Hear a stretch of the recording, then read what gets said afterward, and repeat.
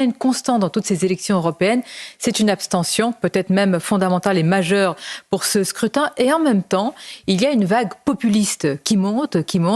Certains même disent qu'elle déferle. Est-ce que ce n'est pas contradictoire? On a l'impression qu'il y a une volonté populiste et en même temps une abstention. Alors les deux peuvent se combiner. Il faut quand même dire à nos téléspectateurs et auditeurs qu'il est trop tôt pour parler d'un niveau d'abstention. On observe ça, les instituts nous donnent un niveau aujourd'hui qui serait de 55% grosso modo d'abstention aux européennes. Alors, le 9 juin prochain, ça peut être en dessous, ça peut être ce niveau-là. On va voir, on va peut-être avoir un phénomène de la démobilisation. Moi, je le crois quand même qu'il y aura un peu de mobilisation.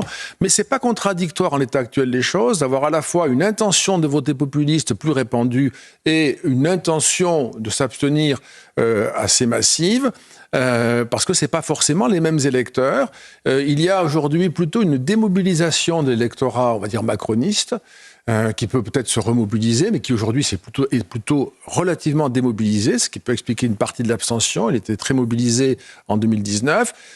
Et il y a au contraire une mobilisation du côté des populistes. Mais vous pouvez aussi avoir, et c'est sans doute la vérité des choses, vous pouvez aussi avoir une combinaison de protestation pour les uns et d'abstention pour les autres. Je veux dire par là que l'abstention est devenue l'autre grande expression de la protestation. C'est presque un parti aujourd'hui. C'est presque, en tout cas, c'est un courant, et il est certain qu'en s'abstenant, il y a bien sûr des électeurs qui ne vont pas voter par indifférence, insouciance ou que sais-je, mais beaucoup d'électeurs ne vont pas voter pour marquer une déception, un refus, une rupture civique. Je ne veux plus jouer à ce jeu-là, ça ne m'intéresse plus parce que je ne vous fais plus confiance, c'est un résultat de la défiance. Et donc là, il y a vraiment une dimension politique. On ne peut pas comprendre l'abstention à de tels niveaux sans introduire cette dimension politique. Alors, Dominique Régnier, autre contradiction apparente qu'on analyse avec vous. Vous dites, et c'est vrai dans toutes vos études pour la Fondapol, qu'il y a un attachement à l'idée européenne. Et pourtant, le Rassemblement national, dans les sondages, a un score stratosphérique. Le RN ne veut plus du Frexit, mais quand même, il remet en cause les fondamentaux de l'idée européenne. Là encore, comment l'expliquer ? Je pense que Alors, c'est une réponse rapide à une question compliquée, mais je pense que les Français expriment à travers le vote ou l'intention de voter pour le Rassemblement national ou Jordan Bardella ici,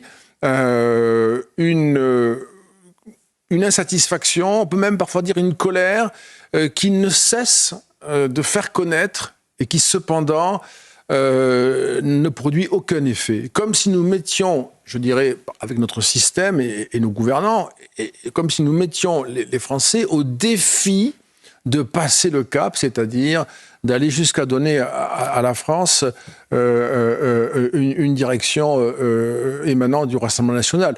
Les électeurs nous disent au fond, je n'ai pas pu voter au second tour pour Marine Le Pen à la présidentielle, parce que je ne voulais pas prendre ce risque. Là, je sais aux européennes que ce risque n'existe pas. Et donc, je vous dis, voilà ma puissance, je suis capable de voter. Écoute, ce monde